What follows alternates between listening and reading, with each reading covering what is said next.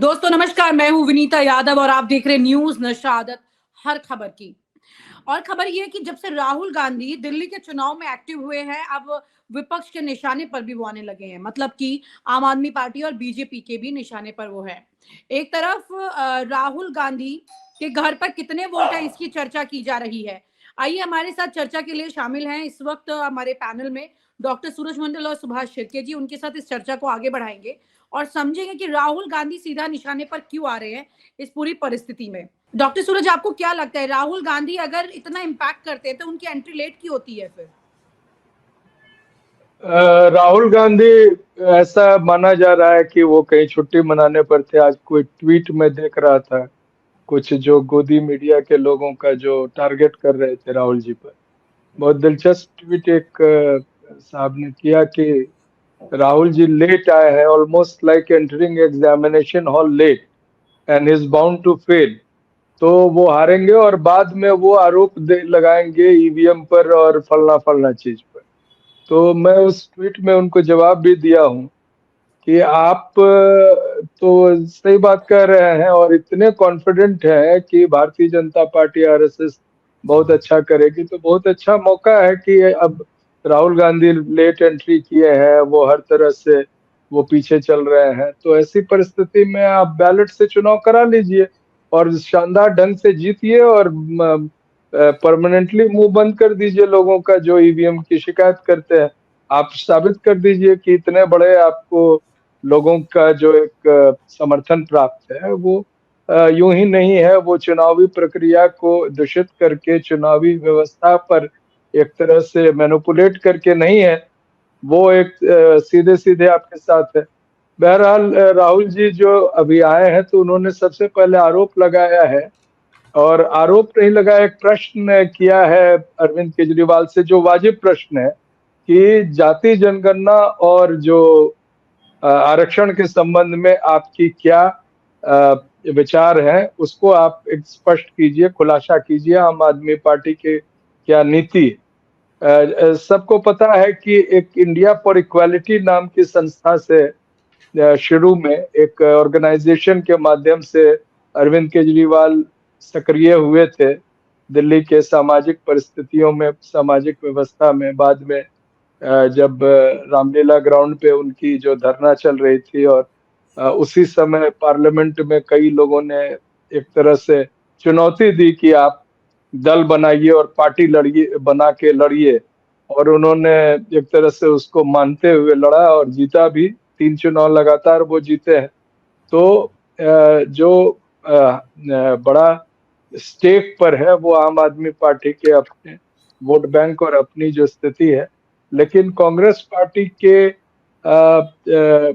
जो स्थिति थी उसमें राहुल जी के आने से निश्चित तौर पर कुछ इजाफा होगा। कई चुनाव क्षेत्र में जहाँ कांग्रेस पार्टी उतनी रेस में नहीं थी, वो आगे आएंगे। जी मैं लेकिन इजाफा कैसे होगा यहाँ पर डॉक्टर साहब? ये तो हरियाणा में देखा, महाराष्ट्र में देखा, सुभाष जी, वहां पर भी इतना लॉस इस बात को लेकर के हुआ कि Rahul Gandhi last moment entry लेते हैं। और यही इस बार भी इन्होंने दिल्ली में अपने दिल्ली के नेताओं पर छोड़ दी है सारी बात, जो कि पहले से ही कोई अच्छा रिकॉर्ड मेंटेन किए हुए नहीं है। जिस भी राज्य में गए वहां पर ग्राफ गिरा ही है। तो ऐसे लोगों के हाथ में आपने कमान दे दी, फिर उसके बाद में आप खुद लास्ट मोमेंट एंट्री कर रहे हैं। तो क्या राहुल गांधी ये सोचते हैं कि उनकी टीम इतनी सक्षम है कि उनकी एब्सेंस में काम संभाल सकती है? और नहीं तो फिर राहुल गांधी इतना देर क्यों करते हैं? फिर इसके साथ एक बड़ा सवाल ये भी है कि केजरीवाल के साथ में आमने सामने आकर क्या फायदा देख रहे हैं? क्यों नहीं मतलब एक गठबंधन को जोड़ के रख पाए वो? देखिए, राहुल गांधी इन्होंने एक कुछ वर्षों पहले एक इंटरेक्शन किया था मीडिया से और मुंबई में, तो उसमें मैं शामिल था। तो उनका हमें हमेशा ये कहना होता है कि जो भी इलेक्शन होता है उसमें अगर हम नया कुछ दे पाते हैं तभी उसमें रिजल्ट उनके पास आ जाता है, यानी उनकी तरफ हो जाता है। अगर हम कुछ नया नहीं दे सकते तो उसमें रिजल्ट आने की संभावना नहीं रहती। महाराष्ट्र असेंबली की बात करें तो उस वक्त कुछ हद तक कांग्रेस ने एक नई घोषणाएं की। लोकसभा चुनाव में हमने देखा कि जो ये जातीय जनगणना है उसको ये बड़ा मुद्दा उसमें था और संविधान को बचाने का मुद्दा था, तो उससे फर्क पड़ा। अब दिल्ली की अगर बात करें तो दिल्ली में ऐसा कुछ कांग्रेस की तरफ से दिख नहीं रहा है कि वो नया कुछ घोषणाएं कर रहे हैं या फिर नया गेम चेंजर कोई प्लान वो लेके आ रहे हैं दिल्ली असेंबली में सत्ता हासिल करने के लिए।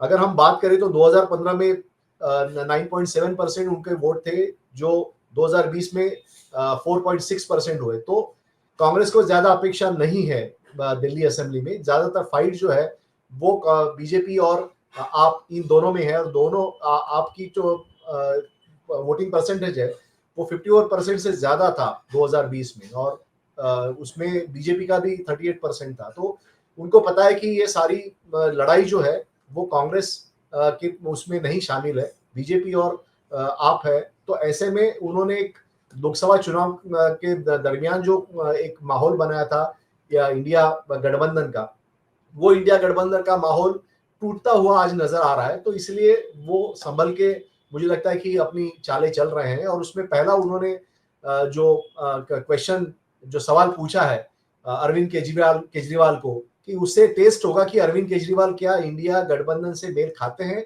या नहीं खाते हैं। अगर जातीय जनगणना के बारे में स्पष्ट रूप से अरविंद केजरीवाल मुखर रूप में उसको समर्थन देते हैं तो जाहिर है कि वो इंडिया गठबंधन में है। अगर नहीं है तो अगर वो विरोध करते हैं या फिर उसमें चुप्पी साधते हैं तो जाहिर है कि वो इंडिया गठबंधन में नहीं है, ये साबित हो जाए। यहाँ पर एक बड़ा सवाल ये भी निकल के आ रहा है कि अगर जिस तरह की परिस्थितियां चल रही हैं, ये सारी परिस्थिति में अभी तक, क्योंकि अरविंद केजरीवाल ने, डॉक्टर साहब यहाँ पे ये जिक्र किया कई बार कि आप जहाँ पर हमारे साथ चल रहे थे फिर वहीं पर पता लगता है कि आप हमारे खिलाफ बोलने लगे हैं। तो ये जो राजनीति है, ये किसी भी दल की राजनीति हो, ये लोगों को समझ में आती। कहीं ऐसा तो नहीं है सारी स्ट्रेट अवे, मतलब बीजेपी भी इस बार बहुत क्लियर कट ये देख रही है कि जिसे जरा भी जगह मिल नहीं पाई है पिछली 2 बार में लगातार, इस बार वो कुछ जमीन यहाँ पर निकाल सके अपनी। क्योंकि इस बात का मतलब बीजेपी की कमी तो नहीं कही जाएगी ना, ये कांग्रेस और आम आदमी पार्टी अगर एक साथ मिल करके नहीं चल पा रही और बीजेपी को नहीं घेर पा रही है, तो इसमें तो बीजेपी के लिए खुशखबरी है ये। जी, मुझसे पूछ जी जी। हाँ, निश्चित तौर से बीजेपी के लिए एक बेहतर स्थिति है, और वो चाहेगी कि ये जो एक तरह से जो विपक्ष के वोटों की एकता जो है उसमें बिखराव हो चुकी, उससे उनको फायदा होगा। लेकिन जो प्रश्न राहुल गांधी ने उठाए हैं जाति जनगणना को लेकर, जो तबका भारतीय जनता पार्टी जिससे मदद लेता है, जो दलित वोटों में जो वो दावा करता है कि उसमें जो एक पक्ष है उनके साथ है, वो ये क्वेश्चन तो बीजेपी के लिए भी वैलिड है। तो ये कहना बड़ी मुश्किल है कि सिर्फ बिखराव ही बिखराव होगा। हो सकता है कि राहुल गांधी की एंट्री से आम आदमी पार्टी को कई चुनाव क्षेत्रों में फायदा भी हो। तो मैं एक बात बहुत स्पष्ट रूप से समझ रहा हूँ कि कांग्रेस पार्टी की रणनीति और उसकी जो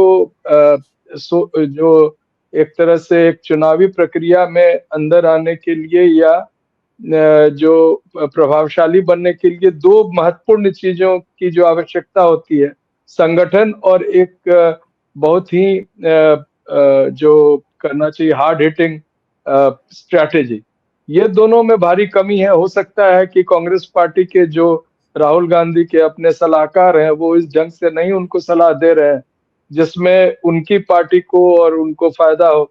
ये राहुल जी को समझना होगा। मेरे हिसाब से तो राहुल जी जिस समय में एंट्री लिए हैं दिल्ली के चुनाव में, और इसके पहले जो खबर आ रही थी कि जो तमाम लोग, आपको ये जानकर और भी हमारे दर्शकों को जानना चाहिए कि जो इंडिया गठबंधन की अलग अलग पार्टियां हैं, खासतौर से समाजवादी पार्टी ने अरविंद केजरीवाल को खुलेआम उन्होंने इनको समर्थन देने की घोषणा की है। एक तरह से तेजस्वी यादव ने भी की है, डीएमके पार्टी ने भी अपनी घोषणा की है इनके पक्ष में, और भी जो कई छोटे मोटे ऐसे दल हैं जो लोग आम आदमी पार्टी से बहुत स्तरों पर बहुत ही रणनीतिक तौर पर नहीं साथ हैं, लेकिन इस चुनाव में उन्हें लग रहा है कि भारतीय जनता पार्टी को हराने के लिए जो सक्षमता चाहिए वो आम आदमी पार्टी को, इसलिए आम आदमी पार्टी के वोट पे बिखराव नहीं होना चाहिए, और वे सब आम आदमी पार्टी को अपना समर्थन दे रहे हैं। तो इससे आम आदमी पार्टी एक मजबूत पार्टी होती दिखाई पड़ रही है। इसका एक प्रभाव जरूर पड़ेगा कि अगर आम आदमी पार्टी एक पूरे अच्छे मार्जिन से दिल्ली चुनाव में पुनः जीतती है, जैसे पिछले चुनाव में वो जीती है, तो इससे कांग्रेस का जो नेतृत्व क्षमता है इंडिया गठबंधन पर, उस पर जो प्रश्न चिन्ह है वो बड़े पैमाने पर लगेगा। अभी हाल में ही कुछ पार्टियों ने नेतृत्व पर सवाल उठाए हैं और ये सवाल जो है व्यापक हो जाएगा। इंडिया गठबंधन अगर बना रहेगा तो क्या उसका नेतृत्व कांग्रेस पार्टी के ही हाथों में रहना चाहिए, यह भी सवाल दिल्ली चुनाव के परिणाम के बाद उभर कर आएगा। जी मैम, ये तो पहले से उभरने लगा है, ये तो एक बड़ा सवाल उठने लगा है कि तमाम जो दल हैं अब वो उनको विश्वास नहीं हो रहा है कि भाई कांग्रेस जो है राइट टाइम पर डिसीजन क्यों नहीं लेती है, तमाम तरह के ऐसे फैसले वो ले रही है और अपने उन नेताओं के हाथ में छोड़ रही है जिससे लोगों को बहुत पहले ही कोफ्त हो चुकी है। सुभाष जी, आपको नहीं लगता है कि कांग्रेस के कई ऐसे नेता जो वही पुराने ढर्रे पर लगातार चल रहे हैं, किसी को अपने से ऊपर नहीं समझते हैं और इस चक्कर में वो कांग्रेस के लिए गड्ढे खुद ही खोदे जा रहे हैं? क्या ये बीजेपी के दूत से कम नहीं हुए? देखिए, हमने महाराष्ट्र में भी देखा कि कांग्रेस के जो नेता हैं वो अभी भी जमींदार के अपनी भूमिका से बाहर नहीं आ रहे। तो वो वहां पे लोगों में जाना या फिर बाकी जो चीजें हैं उसमें हिस्सा लेना, ये वो करते नहीं है। और दूसरी तरफ बीजेपी जो है एक चुनाव के बाद लगातार दूसरे चुनाव की तैयारी करती रहती है और बहुत ही बारीकी से चुनाव का प्लानिंग वो करती है। हालांकि बीजेपी इससे पहले भी करती आई थी, लेकिन अमित शाह और नरेंद्र मोदी जब से उन्होंने कमान संभाली है बहुत ही बारीकी से वो प्लानिंग करते हैं और कांग्रेस इसमें पूरी तरह से विफल है। कांग्रेस के नेता जो है आज भी वो मानते हैं कि लोग बीजेपी के खिलाफ है तो इसके लिए वो उनको वोट देंगे, लेकिन ऐसा होता नहीं है। वहां पर जाके बूथ लेवल पे जो काम करना होता है या बूथ लेवल पे जो पोल मैनेजमेंट करनी होती है वो मैनेजमेंट आज भी नहीं होती दिख रही है। इसलिए कई कई जगह पे जो पोलिंग एजेंट है वो भी कांग्रेस के पक्के या तैयार पोलिंग एजेंट नहीं होते। और पिछले चुनाव में तो पूरा बीजेपी ने पोलिंग एजेंट के लेवल पे प्लानिंग की थी, क्योंकि अगर वहां पे गड़बड़ी होती है तो सबसे पहले जो एप्लीकेशन देना होता है वो पोलिंग एजेंट को ही देना होता है। अगर उसको ये सारी प्रक्रिया की जानकारी नहीं है तो वो चुनाव की जो प्रक्रिया उस पर वो आक्षेप नहीं ले सकता या फिर कोई उसको चैलेंज नहीं कर सकता। तो ये चीजें जो है वो अभी हम लोग देख रहे हैं कि कांग्रेस के नेता जो है अभी भी अपने महलों में रहना ही ज्यादा पसंद करते हैं और वर्कर्स जो है उसके साथ जाने की जो बात है वो अभी भी नहीं हो रही। डॉक्टर साहब, यहाँ पे एक बड़ा सवाल इसी के साथ ये भी उठ रहा है कि जब राहुल गांधी अपने नेताओं के बीच में एक स्ट्रैटेजी क्रिएट नहीं कर पा रहे हैं कि एक संदेश गया है तो सब में बराबर जाए और सब बराबर माने, क्योंकि दिल्ली कांग्रेस में तो ये भी देखने को मिला कि नेता अपने लेवल पे स्ट्रैटेजी बना के केजरीवाल के खिलाफ होने चले थे, ऊपर आला कमान को पता ही नहीं थी ये बात। तो यहाँ पर मिसकोऑर्डिनेशन बहुत है, आपस में एक अच्छा सामंजस्य है ही नहीं, आपस में बातचीत नहीं है उस लेवल पर, या जानबूझकर ये ऐसा करते हैं या राहुल, क्योंकि एंड ऑफ द डे ये कहा जाता है कि जो भी कमी है घर में उसका जिम्मेदार कौन? उसका मुखिया। अब मुखिया जिम्मेदार, जब राहुल गांधी वाहवाही लूटते हैं तो राहुल गांधी को ये सब भी फेस करना पड़ेगा, क्योंकि वो अपने लोगों को काफी ट्रस्ट करके चलते हैं, ये बावजूद जानने के कि उनके कई लोग, जैसा कि अभी सुभाष जी ने भी कहा, कि लोग नहीं समझ रहे, अभी उस माइंडसेट से बाहर नहीं निकले हैं, उनको यही नहीं पता वो किससे टकरा रहे हैं।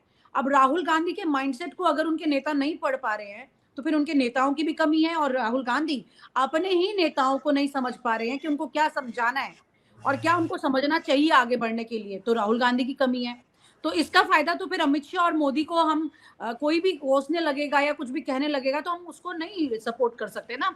ये तो एक बहुत क्लियर ट्रांसपेरेंट सिचुएशन है, एक के बाद एक आप राज्य लूज करते, क्योंकि जब आपने एक अच्छा गठबंधन लोकसभा में किया तो उसका असर दिखा, लेकिन वही राज्यों में अगर आपका गठबंधन फेल हो रहा है तो उसका असर दिख रहा है। यानी कि आपको अपने नेता से ज्यादा गठबंधन के नेताओं को पूछना है और वो आप नहीं पूछ रहे हैं, तो राहुल गांधी कमी मानेंगे इस चीज में पूरी तरह।